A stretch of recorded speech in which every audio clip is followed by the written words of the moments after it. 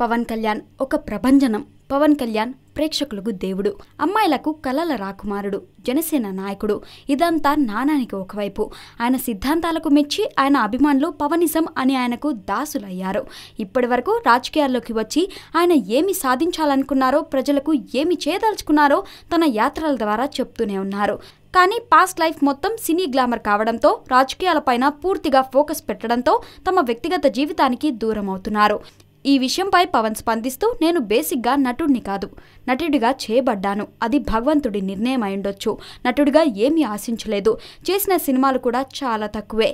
5-6 సినిమాలు కూడా 100 సినిమాలు చేసినంత ఇమేజ్ తీసుకొచ్చాయి. అది భగవంతుడి కృప తప్ప నా కృషి ఏమీ లేదు. దీని వెనక ఏదో కారణం ఉండే ఉంటుంది అని పవన్ కళ్యాణ్ అన్నారు. నాకు చిన్నప్పటి నుండి ఏ పని చేస్తున్నా నా ఆలోచన అంతా ప్రజాసేవ వైపే ఉండేది. సినిమాలు నేను ఇష్టంగా చేసింది కాదు.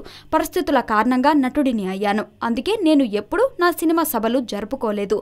సినిమాకు సంబంధించి ఫ్యాన్స్ క్లబ్స్ పెట్టలేదని పవన్ తెలిపారు. నా ముందు 2 ఆప్షన్లున్నాయి. నాకంటూ భగవంతుడు అనుమతిస్తే ఒకరోజు నన్ను ప్రజాక్షేత్రంలో తోస్తాడు, లేదా ఇది నాది కాదు అనుకుంటే రాజకీయాలను వదిలేసి యోగి మార్గంలోకి వెళ్ళిపోతాను.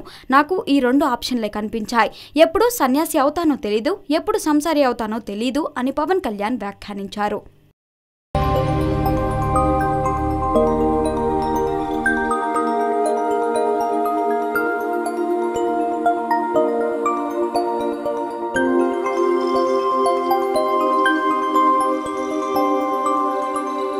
ఈ వీడియో గనుక మీకు నచ్చినట్లయితే లైక్ చేయండి, షేర్ చేయండి అండ్ సబ్స్క్రైబ్ చేయండి.